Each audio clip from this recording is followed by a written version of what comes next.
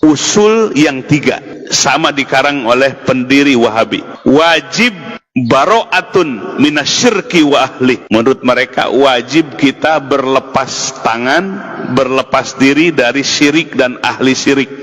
Ahli syirik teh kita. Dengan cara pertama, al-bugdu, tanamkan kebencian kepada kita, kepada mereka. Tanamkan kebencian kepada syirik dan ahli syirik. Tesan lihat kita tuh, matanya tuh. Jadi lihat kita tuh seperti ya musyrikin Mekah dulu. Yang kedua, wa kaffarul musyrikin, wajib mengkafirkan orang-orang musyrik.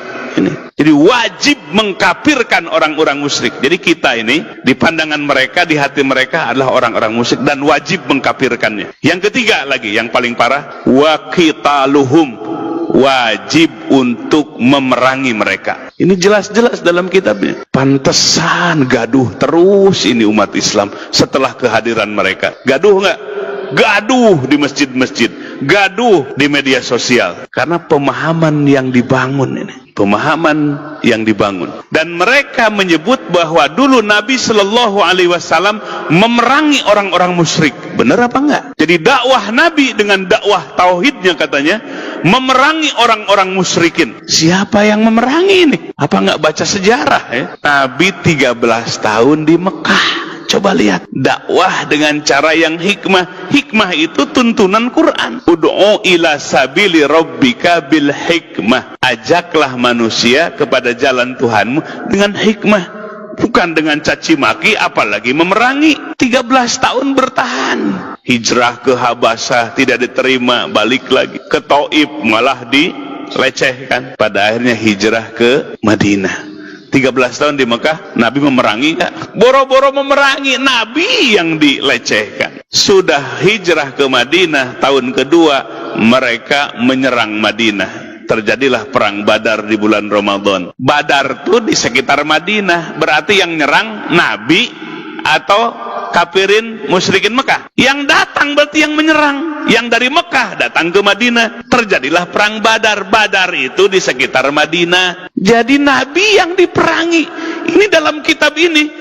Nabi memerangi orang-orang musyrikin. Akhirnya balas dendam. Jadi perang Uhud. Uhud di Madinah juga. Akhirnya kalah kaum muslimin. Kemudian mereka menyatukan kekuatan. Terjadilah perang Ahzab. Perang Ahzab atau perang Khandaq parit. Mereka datang dari Mekah ke Madinah. Ternyata Madinahnya sudah dibikin parit. Jadi mereka yang terus memerangi kebenaran, memerangi Nabi. Ini dalam kitab ini. Nabi mendakwahkan dakwah tauhid sehingga Nabi memerangi orang-orang musyrikin. Pantesan. Tuh lihat di Saudi Arabia. Nggak boleh berkembang madhab yang lain. Madhab mereka aja. Di Masjid 2, Mekah dan Madinah, Nabawi dan Haram. Dan di masjid-masjid yang lainnya. Karena ini kitabnya. Ini yang membuat orang jadi begitu. Jadi yang pertama paham Wahabi, bukan kata orang, bukan katanya, langsung Bapak baca kitab-kitabnya. Pertama kitab Al-Majmu'ul Farid, syarah kitab Tauhid. Yang kedua kitab Al-Usul Ats-Tsalasah. Dan yang ketiga ini yang Bapak baca